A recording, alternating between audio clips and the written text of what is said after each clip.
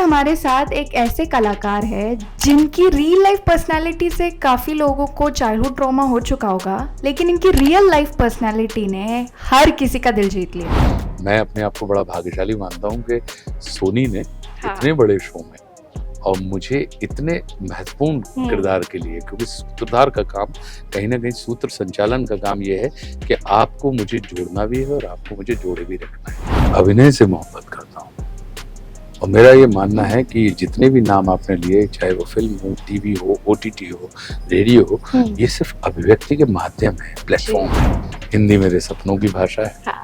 हिंदी मेरे अपनों की भाषा है, हिंदी मेरे राष्ट्र की भाषा है और हिंदी मेरे व्यवसाय की भाषा है, इसलिए अच्छी।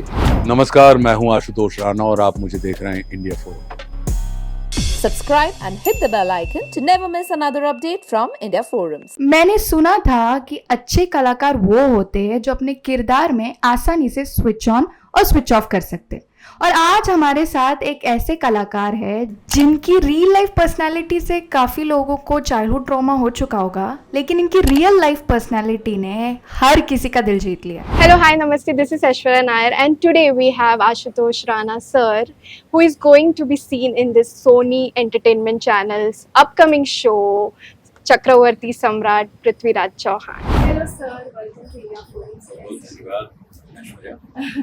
सर पहले तो बहुत बधाई शुक्रिया और आपको बहुत अच्छी लगी।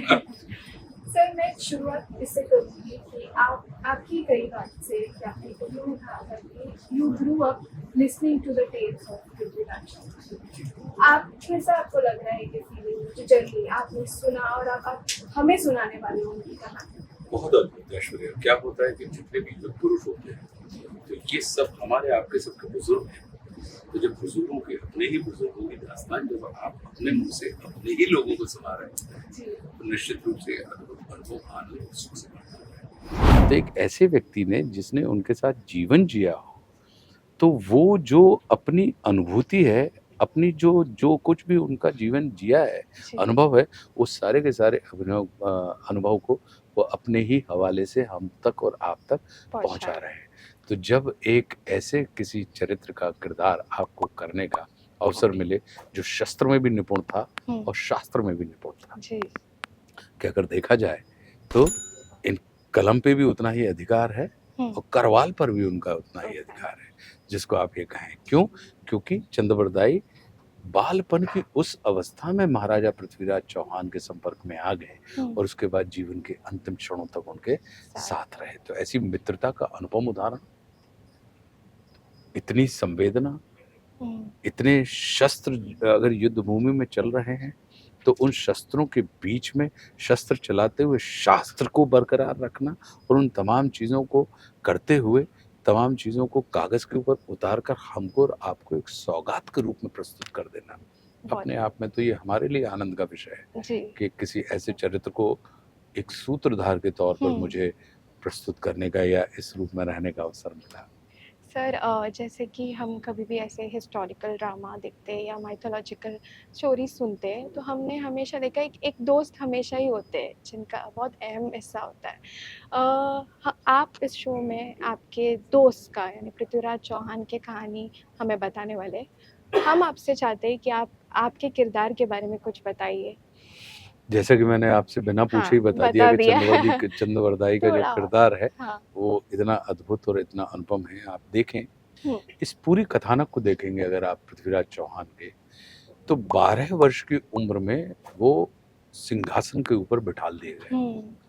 तो वो जिसको हम और आप ये कहेंगे हम टीन एज भी नहीं हुई, 13 में हम 13 में हम टीन एज में होते हैं, तो एक ऐसे बच्चे को सिंहासन के ऊपर राष्ट्र और प्रजा की रक्षा के दायित्व के साथ बैठा दिया गया। तो आप जरा उस जीवट की कल्पना कीजिए, आप जरा उनके बुद्धि विवेक की कल्पना कीजिए कि अकेला यहाँ पे सिर्फ बल का महत्व नहीं है, यहाँ पे बुद्धि का भी और विवेक का भी महत्व है।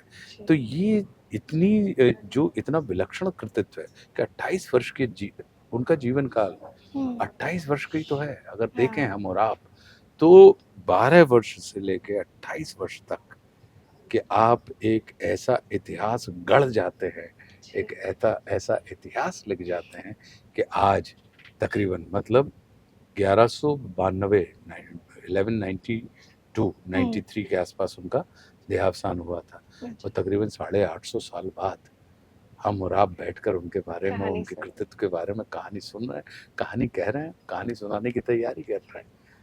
हमको और आपको जाने के बाद लोग याद नहीं रखेंगे, भूल जाएंगे। लेकिन तो जरा सोचिए कि कितना अद्भुत, कितना विलक्षण ये जीवन काल होगा, जबकि टाइम स्पेन क्या है? हाँ।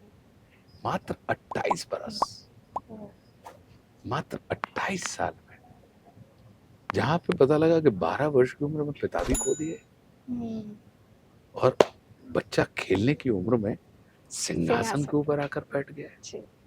और उसके साथ वो तमाम विषम परिस्थितियां, प्रतिकूल परिस्थितियां हैं, जिनको उनको रक्षा के साथ साथ कहीं ना कहीं उनको प्रतिरक्षा और प्रति आक्रमण की भी तैयारी करनी है। तो एक अद्भुत किरदार है, अद्भुत कहानी है, जो कि सुनाते हुए और जिसका हिस्सा होते हुए मेरे लिए अपने आनंद का विषय है। Sir, if I am not wrong, ये आपका फर्स्ट टाइम होगा एज अ नरेटर आप कोई शो कर रहे हो? जी। How is this experience? क्योंकि अगर आप हमें पूछेंगे तो हमारा एक्सपीरियंस तो बहुत बढ़िया होने वाला है, क्योंकि हमें आपको सुनने में हर पल, हर टाइम, कभी भी मजा ही आएगा। आपका हमारे लिए बहुत अद्भुत आनंद का विषय रहा। और मैं अपने आप को बड़ा भाग्यशाली मानता हूँ कि सोनी ने इतने बड़े शो में और मुझे इतने महत्वपूर्ण किरदार के लिए, क्योंकि सूत्रधार का काम, कहीं ना कहीं सूत्र संचालन का काम ये है कि आपको मुझे जोड़ना भी है और आपको मुझे जोड़े भी रखना है। हाँ। तो वो अपने आप में मेरे लिए बड़ी अच्छी यात्रा रही है। वेल, जब आपको ये रोल ऑफर किया था, आपका पहला रिएक्शन कैसा था? बहुत आनंद था मुझे ऐश्वर्या, मुझे बड़ा सुख मिला, क्योंकि जब हमने पृथ्वीराज चौहान नाम की जो फिल्म बनी थी, YRF ने जो बनाई थी, उसमें मैंने जयचंद किया था। लेकिन मैंने डॉक्टर साहब से प्रार्थना भी की थी, डॉक्टर चंद्र प्रकाश द्विवेदी से, जो उस फिल्म के निर्देशक थे, कि मुझे जयचंद का किरदार दीजिए। लेकिन उन्होंने वो किरदार अपना जयचंद नहीं, चंद्रवरदाई का किरदार दीजिए। उनका नहीं, जयचंद का ही किरदार हम आपसे करवाएंगे। तो उस समय इच्छा थी कि चंद्रवरदाई का वो किरदार करूं, उस संवेदनशील, उस रचनाकार का किरदार करूं। तो मुझे लगा कि उस समय वो इच्छा पूरी नहीं हुई, लेकिन इच्छा इतनी तीव्र थी कि परमात्मा ने कृपा करके ये कहा कि चलो, तब नहीं हुआ तो अब घटित हो रहा है। सर, शो की बात करें तो शो मई में आना, ऐसा बोला था कि मई में आएगा, जून हो गया। एज एन एक्टर, मेरा सवाल आपसे ये है कि as an actor how did you feel? मतलब ऐसे जो चेंजेस हो जाते हैं, अक्सर हम टीवी इंडस्ट्री में देखते हैं कि अगर शो प्रीपोन हो जाता है, पोस्टपोन हो जाता है, या फिर एक्टर्स का जो रिप्लेसमेंट हो जाता है, मिडनाइट टर्मिनेशन हो जाता है। टीआरपी की बात करें तो टीआरपी बहुत सिग्निफिकेंट रोल प्ले करता है। शो भले ही कितना अच्छा हो, किरदार कितने अच्छे हो, एक्टर्स कितने अच्छे हो, हम देखते हैं कि फिर भी टीआरपी नहीं होता है तो शो ये मतलब ऑफ एयर हो जाता है। तो एज एन एक्टर ये आप कैसे डील करते हो ऐसे सब चीज़ से? आप प्रिपेयर्ड रहते हो? मेरा अपना ये मानना है कि मैं सुख प्रक्रिया में लेता हूँ, कि आपको करते हुए जो काम आपके हिस्से का है, उस कार्य को आप पूरी शिद्दत के साथ, पूरी ईमानदारी के साथ और पूरी क्षमता के साथ घटित कर दीजिए। सुख प्रक्रिया में है, परिणामों की में सुख हमको आपको नहीं मिलता जीवन में। आप हमेशा ये देख लीजिए कि आप जब तक यात्रा कर रहे होते हैं तो यात्रा आनंद पूर्वक होनी चाहिए। हाँ। आपके परिणाम जो भी होंगे वो तो सब भविष्य के हाथ में छिपे हुए। और दूसरी बात, जिन टीआरपीओं की हम और आपसे बात करते हैं, मेरा अपना ये मानना, मैं बचपन से लेकर, मैं गाडरवारा जैसे छोटे शहर का व्यक्ति हूँ, तो ये कहाँ से, मतलब मैं गाडरवारा भी रहा, मैं छोटा भी था, मैं बड़ा भी हुआ, मैं इस धंधे में भी आया, आज तक कभी कोई टीआरपी निकालने वाले लोग मुझसे मिलने नहीं आए कि उन्होंने मेरा मत लिया हो। हाँ। या मुझसे संबंधित तमाम लोगों से भी मिलने नहीं आए। पर ये टीआरपी का फैसला होता कैसे? जी। मतलब ये जो एनालिसिस हम करते हैं तो वो होता कैसे? क्योंकि जिन भी लोगों को मैं जानता हूँ, और मैं अधिक से अधिक लोगों को भी जानता हूँ, बहुत सारे लोगों को जानता हूँ, मुझे आज तक उनका कोई ऐसा अनुभव नहीं मिला कि नहीं भैया फला रिसर्च करने वाले लोग आए थे और उन्होंने पूछा और हमने ये बताया। तो फिर ये टीआरपी निकलती कैसे? मैं ये मान के चलता हूँ कि बाजार है, तो बाजार में हमें कई किस्म की चीज़ें करनी पड़ती हैं, तो हम एक टीआरपी को मैं बिल्कुल वैसे ही लेता हूँ। मेरा अपना ये मानना है कि करते हुए हाथ के काम को पूरी ईमानदारी और आनंद के साथ कीजिए, उसके बाद उसको जगत के लिए छोड़ दीजिए। जगत को कोई भी कृति अभिनेताओं की, निर्माता की, निर्देशक की तब तक होती है जब तक वो दर्शक के पास नहीं पहुंचे। जी। जब वो दर्शक के पास पहुंच गई तो फिर उसके ऊपर आपका कॉपीराइट नहीं रहता, वो दर्शक की हो जाती है।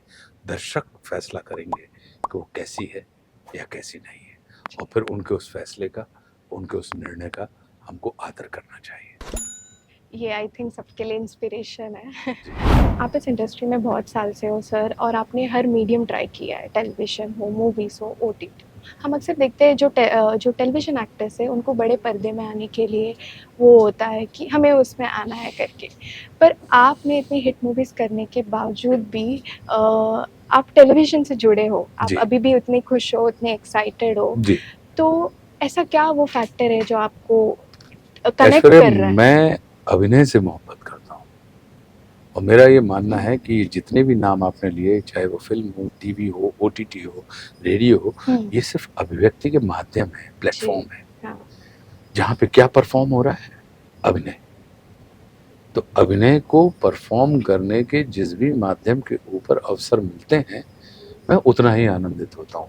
मैं ऐसा कोई माध्यम नहीं छोड़ना चाहता अभिव्यक्ति का एक एक्टर के तौर पर, जहाँ पे आप एक एक्टर के तौर पे, अब थिएटर अगर आप देखें तो मैं मंच के ऊपर भी करता हूँ। जो हमारे राम नाम का हमारा नाटक चल रहा है, तो जितने भी मीडियम है, तो मैं कला से मेरी मोहब्बत है, और ये जितने माध्यम हैं वो एक सिर्फ मीडियम के रूप में जो हमारी कला के प्रचार, प्रसार और परिष्कार में सहायक है। सर लास्टली आपकी हिंदी बहुत अच्छी है, इसका राज क्या है? हिंदी मेरे सपनों की भाषा है, हिंदी मेरे अपनों की भाषा है, हिंदी मेरे राष्ट्र की भाषा है, और हिंदी मेरे व्यवसाय की भाषा है, इसलिए अच्छी। वेल, आपसे बात करके बहुत अच्छा लगा, आपसे बहुत कुछ सीखने के लिए मिला। All the very best sir, thank you so much.